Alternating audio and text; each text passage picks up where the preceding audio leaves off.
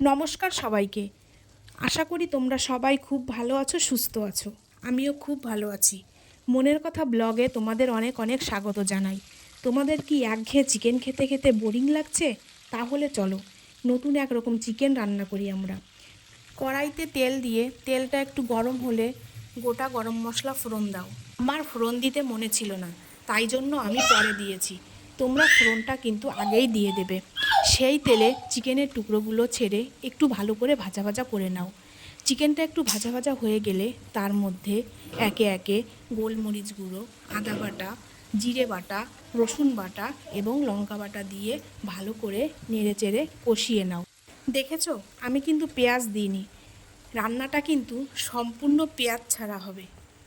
মশলাটা মাংসের গায়ে ভালো করে লেগে গেলে তার মধ্যে লবণ, হলুদ গুঁড়ো দিয়ে আর একটু নাড়াচাড়া করে নাও। জালটা কিন্তু মিডিয়াম আঁচে রাখবে।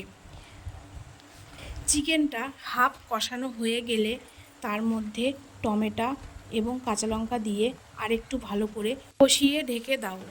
রান্নাটায় কিন্তু আমরা জল ব্যবহার করব না। টমেটো থেকে যেটুকুনি জল বেরোবে আমরা তাই দিয়েই চিকেনটা ধিমে আঁচে রান্না করব।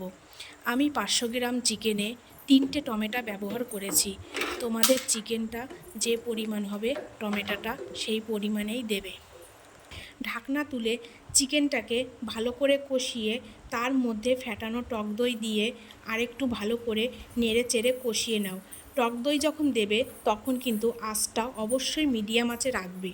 আরও 5 মিনিটের জন্য চিকেনটাকে রান্না হতে দাও। 5 মিনিট পরে ঢাকনাটা তুলে তার মধ্যে গরম মশলা দিয়ে তোমরা গরম গরম ভাতের সঙ্গে সার্ভ করতে পারো। Just wow! খেতে তো দারুণ হয়েছিল। রান্না করে বলো কেমন হয়েছে।